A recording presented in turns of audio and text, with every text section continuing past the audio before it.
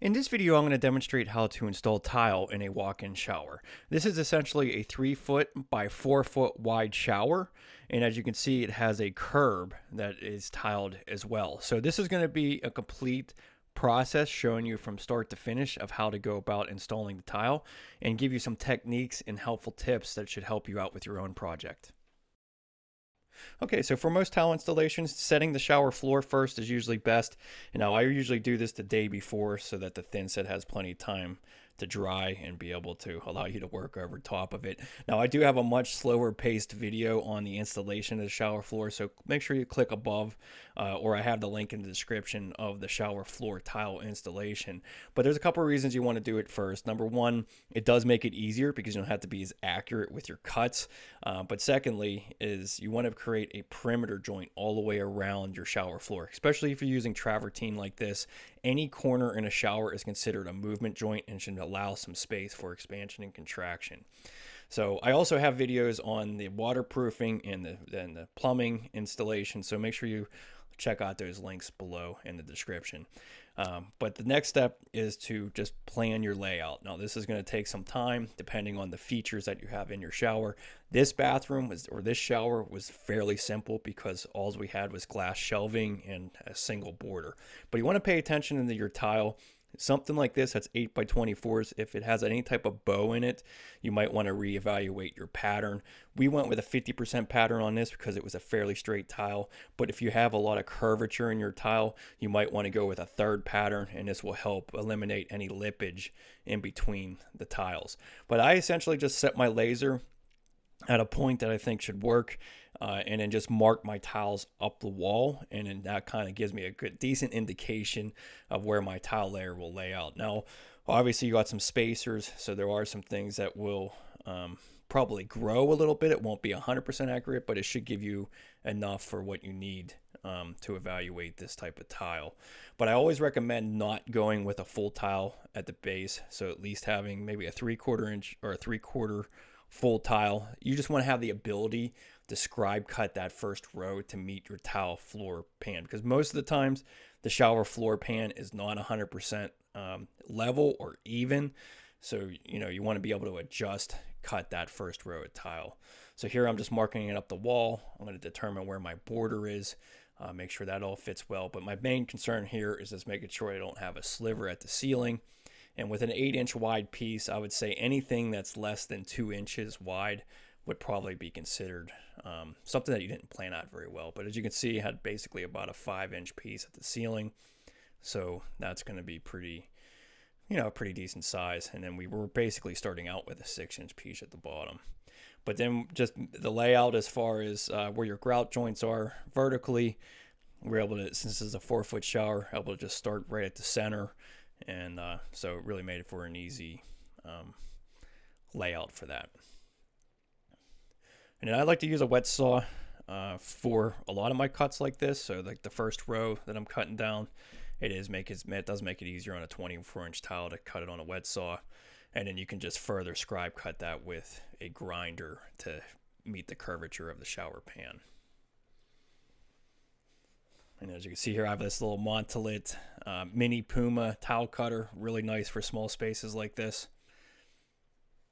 And then basically I'm just going to be referencing that laser. The laser is the most important thing to pay attention to, and then maintaining that gap in the bottom. You basically want to have a 16th inch space at the bottom of your first row of tile. You just have a little bit of grinding. So a lot of times your corners will pitch up a little bit. And that's usually from the joint sealant, and then possibly a little bit build up from the thinset. So you just need to scribe cut that first piece a little bit. There we go.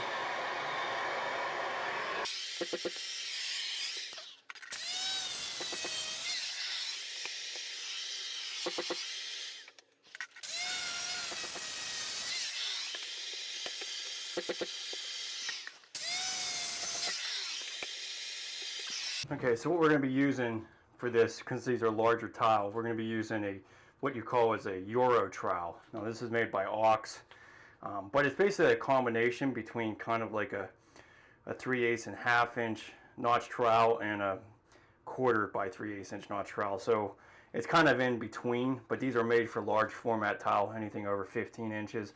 I like this a lot. It kind of reduces, it's not as much thin set as a 3/8 by 1/2 inch notch trowel would be, but it also, it applies pretty well. So, but trowel size, you know, it's not always about the thickness of the tile. It has to do with what kind of coverage you're actually getting. So my recommendation is try to go with, you know, go with the minimum trowel that you can, and then double check to see what kind of coverage you're getting.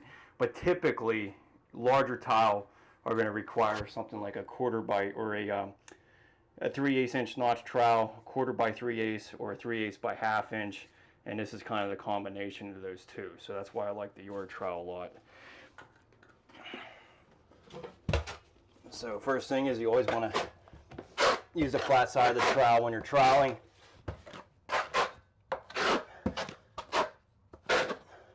So make sure that the thin set's well bonded, but also makes it easier to actually apply the thin set.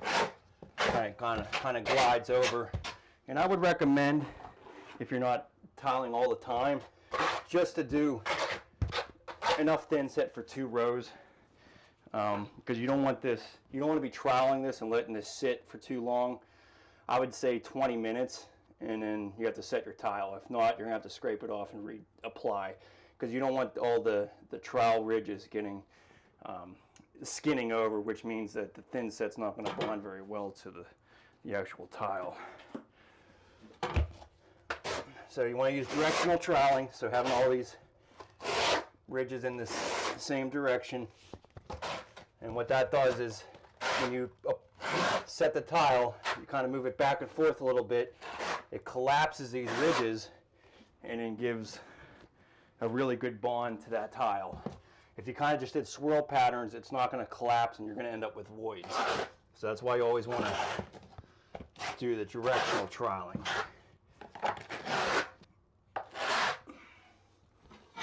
Okay, then you also want to back butter your tile. So just using the flat side of the trowel and then coating that whole back.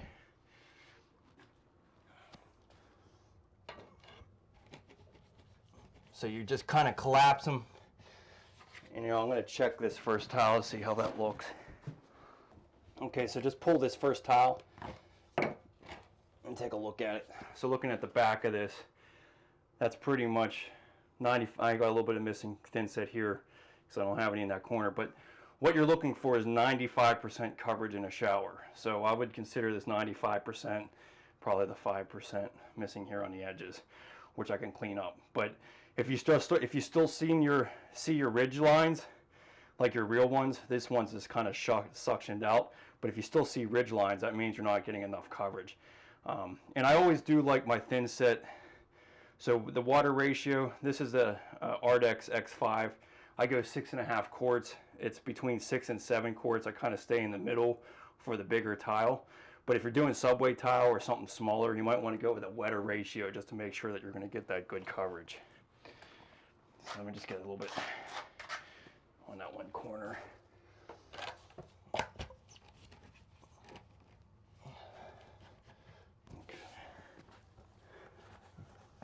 Okay, then you also want to have a little bit of expansion and contraction, so you want to put a shim underneath your first row.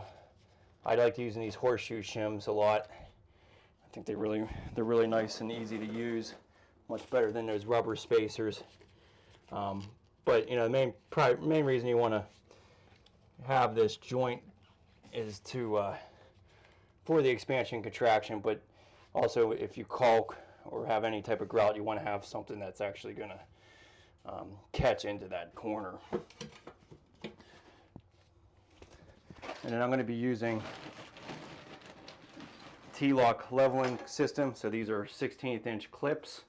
You can get these in different sizes, but they're basically they're a spacer incorporated with the locking wedge. And what this is going to do is eliminate any lippage. So I got the 16th inch thick grout joints, but you can get the 32nds or 1/8 inch, whatever you prefer for your grout size.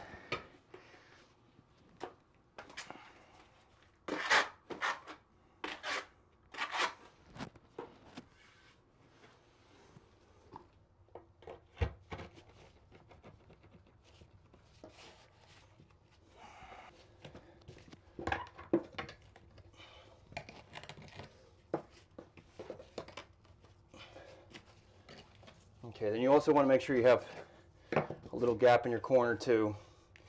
Again, expansion and contraction. I know it seems odd that tile would do that, but if you want a really long-lasting shower, you're gonna want to keep these gaps clear, because when it gets cold or hot, things expand and contract, and if you don't have any room for it, it will end up cracking that corner and possibly causing some problems. So just leave that little bit of expansion contraction.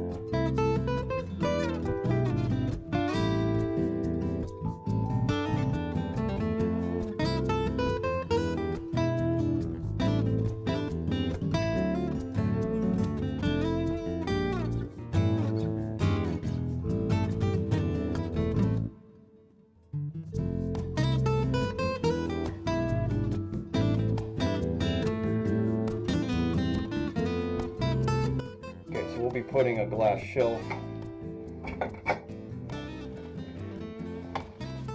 right on this main level here. So we want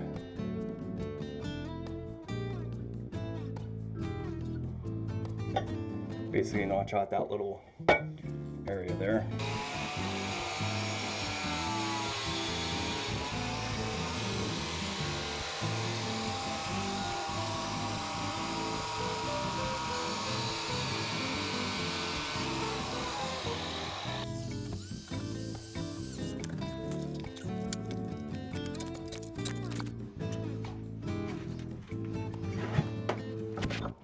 Okay, so as long as that fits in there, I'd like to have a little bit of wiggle room there, because what we're going to do once I get this other wall up is we're going to take some shims and put it on this back edge, because you want this to tilt in towards the shower. You don't want water sitting on the back edge of that.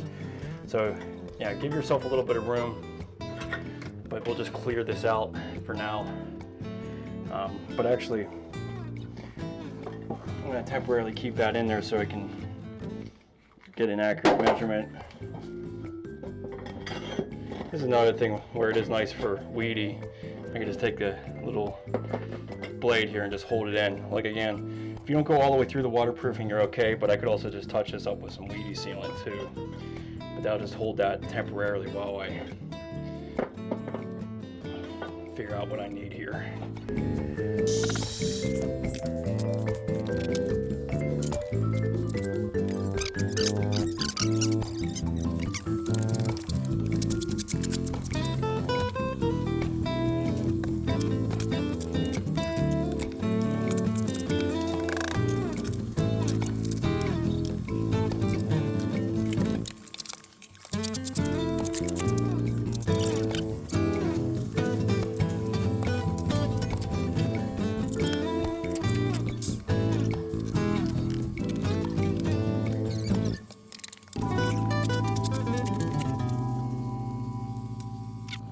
Okay, so we're going to do our glass shelf here. So we just need to mark from this corner.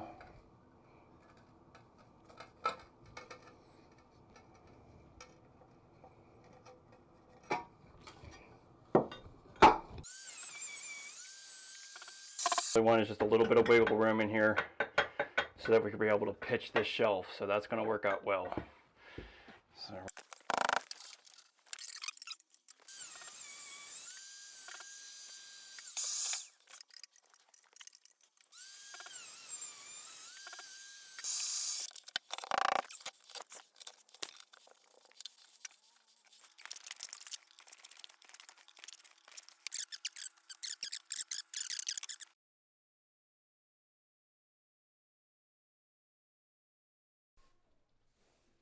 okay, so now setting the border, it really depends on the thickness of the mosaic that you're installing. These 2x2 travertine were actually a little bit thicker than the actual wall tile, so by the time I put my wall tile up with the thinset layer beneath it, this worked out perfectly, and just using that Euro notch trowel. Now, if you got a mosaic that is a little bit thinner, which most are, a good idea is the night before is to put it on some curdy band so you can take that whole piece up and place it, and you don't have to continue to work and make sure that that is even with the outside towel. Now you want to use a grout float to embed it, make sure that it's well bonded, and then using these horseshoe shims, I mean, they're a tremendous help spacing everything out, and then if you're doing the mosaic on the curdy band, it makes it even easier because you don't even have any spacing that you have to really be concerned about. So, and then at the top of the ceiling, you do want to leave a little bit of a space.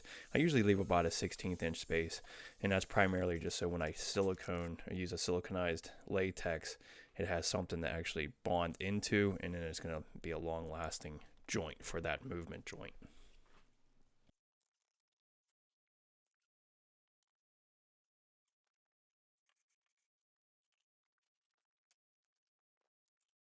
So we're going to go ahead and do our sidewalls here. So what we want to do is we're going to be dictated by our end wall here. So let's measure what our total distance is there. It's 20 3/4. So we want to match each side. So we'll go 20 3/4, put our laser on there. And obviously we're putting our laser off of our other horizontal tile to match. And then we're going to be edging with bull nose. So this is going to be fairly simple.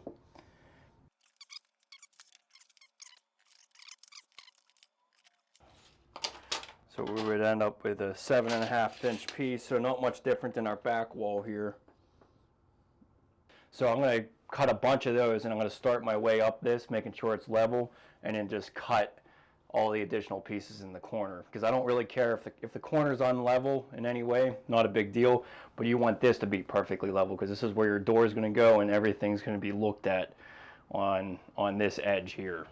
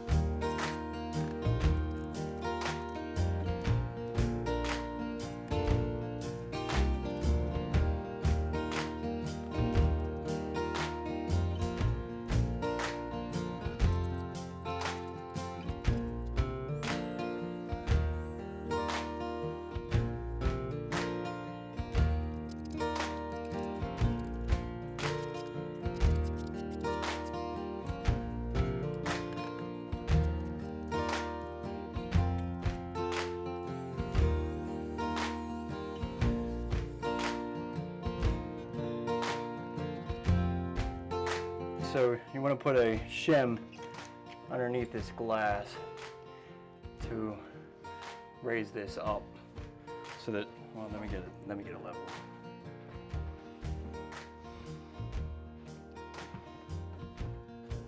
Okay, so you just want to make sure that you're pitched slightly towards the shower. So I'm just going to put a wedge underneath here. And I just want to make sure that this is, so it's nice and level that way, but we'll make sure it just ever so slightly pitches into the shower. You don't want it to be too much. You don't want your soap bottles and stuff sliding off there. You just need a very slight amount just so that water doesn't sit back in that corner.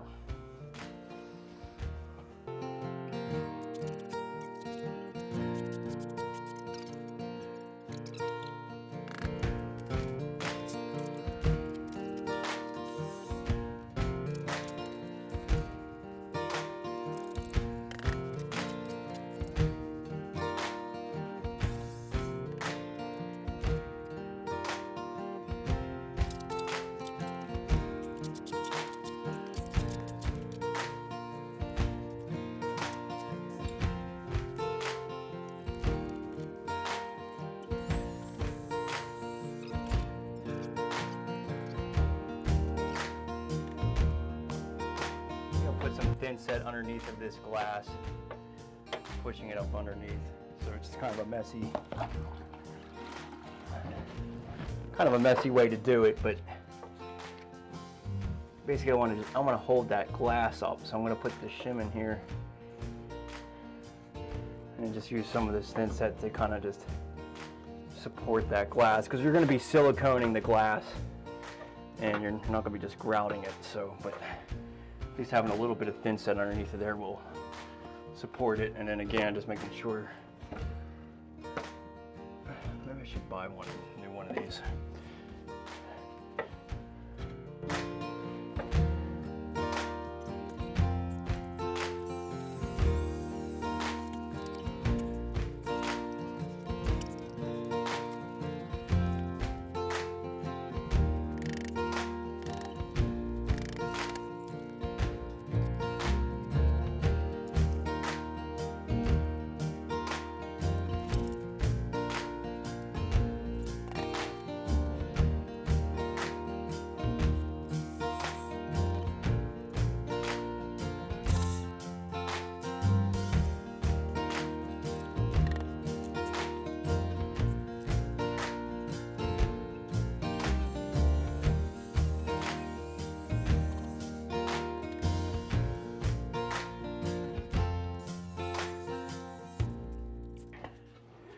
All right, so plumbing wall, same concept.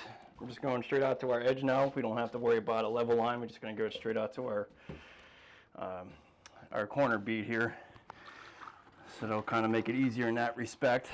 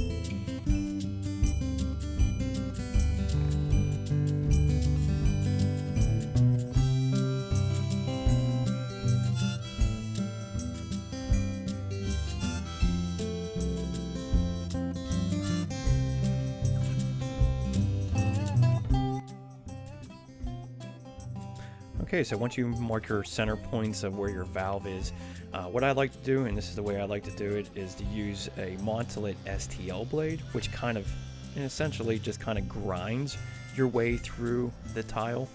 It's also a cutting wheel as well, but if you kind of keep it on a 30-degree angle, you can pretty much kind of control it and grind your way through the tile. Really easy on ceramic. It's great for porcelain tiles as well. And then when it comes to the actual bigger part that I need to cut, I just kind of find something that references that 4.5-inch circle that the valve seal is. So one of my hole saw kits, the 4 3/4 one, worked out pretty well. So, and as you can see here, again, it's just kind of grinding its way in there. This is just one way to go about it. I feel like this is a little bit safer in a lot of ways too than using a regular grinder and cutting around. You can kind of have a difficult time getting clean cuts that way. But always when you go to install this, double check your escutcheon plate, make sure that it's going to cover any of the cuts that you actually do make this way.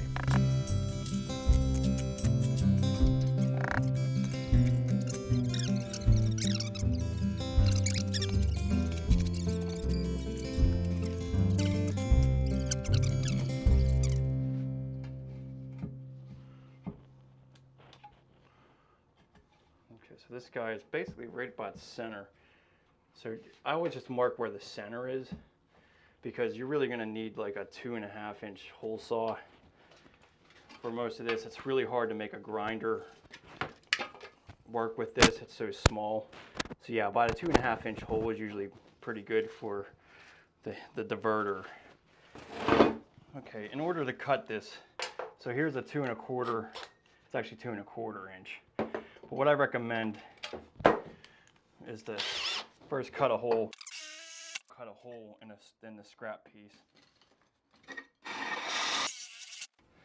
to about center, so that you can hold this and keep that bit from moving.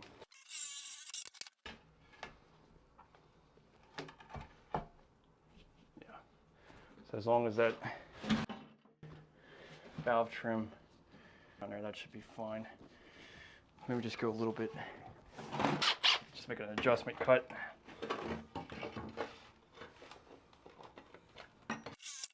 So you can fine tune that cut a little bit. Yeah, so that's perfect. So you just want to make sure you feel around here, make sure that that whole locking nut is available to you. You can cut this out too. At this point, you can cut this out.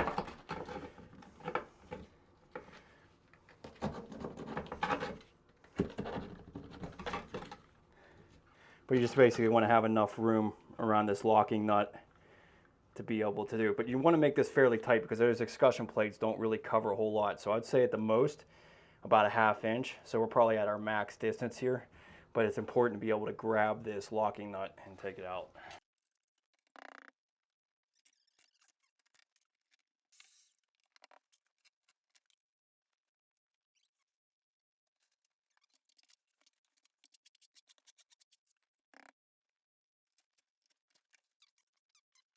Okay, so there's many different ways to cut a hole in tile, but there's really just a couple bits that they kind of make. So one is an interchangeable one. This is made by Milwaukee, so you can get additional pieces together. And then the other one would just be a solid core for your specific size.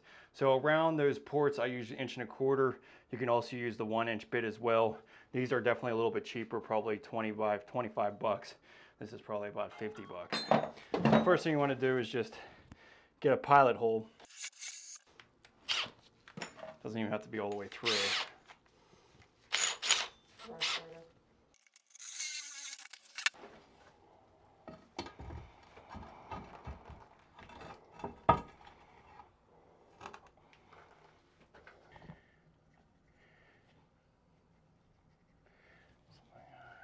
So when you have a hole that's off, just kind of visualize where that's at, and then you can move it up with the existing hole. So something like that.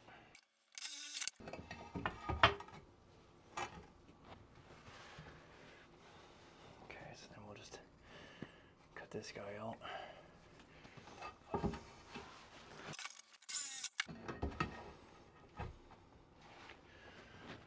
Okay, this does not work. So you got plenty of room around here to grab that. And we're right on the level, so we're good.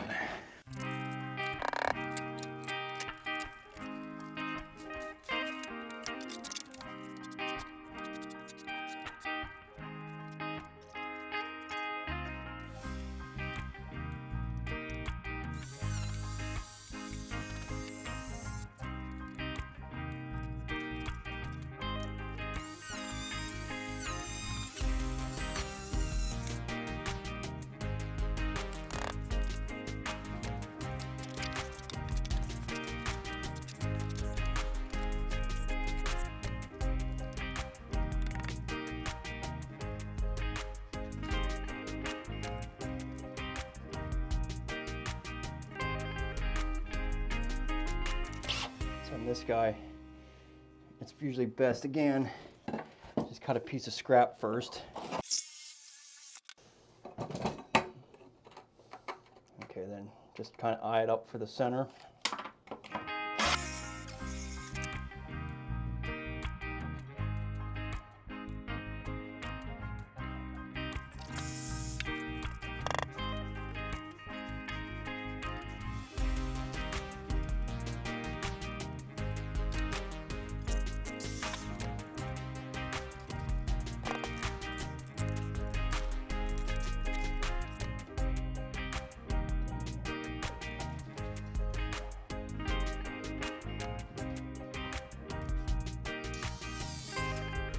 Okay, so we're gonna do the curb.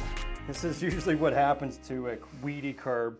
You step on it and it all compresses and it's not like exactly flat anymore. Especially these lean curbs, they definitely seem to get spashed down a lot more than normal. So I would recommend just getting a decent amount of thinset on your side pieces. Put them up first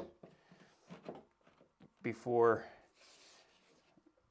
filling the top of this thinset, because then you can fill in that whole cavity along here. So you want to put some spacers between the floor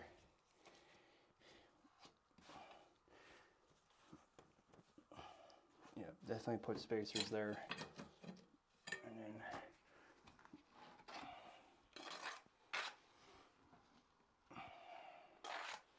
so you can see I have a decent amount of thinset there. So I'm just going to basically squish this into place.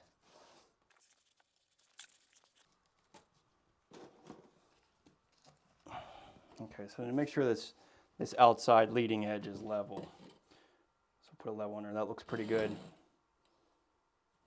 Looks pretty good. Okay, so then at least if you got one side on, then you can go ahead and put some thinset on your actual curb. And then piece the inside after that. So put a fair amount on, because I'd rather it just ooze out than to not have enough.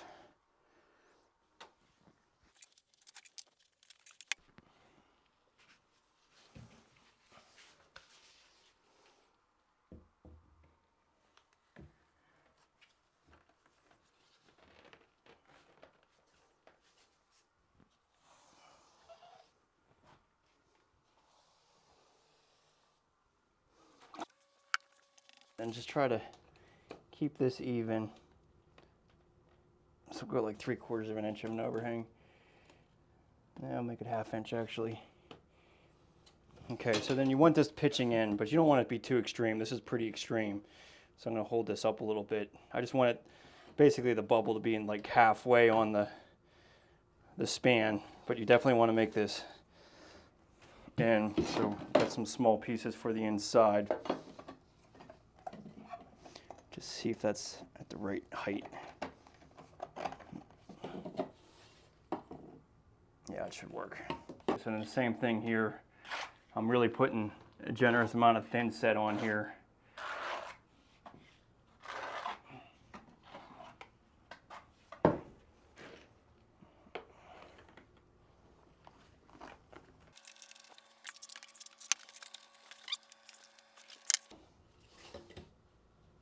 Okay, so that's nice and level. And you just want to make sure it's pitched in towards the shower, so we're good.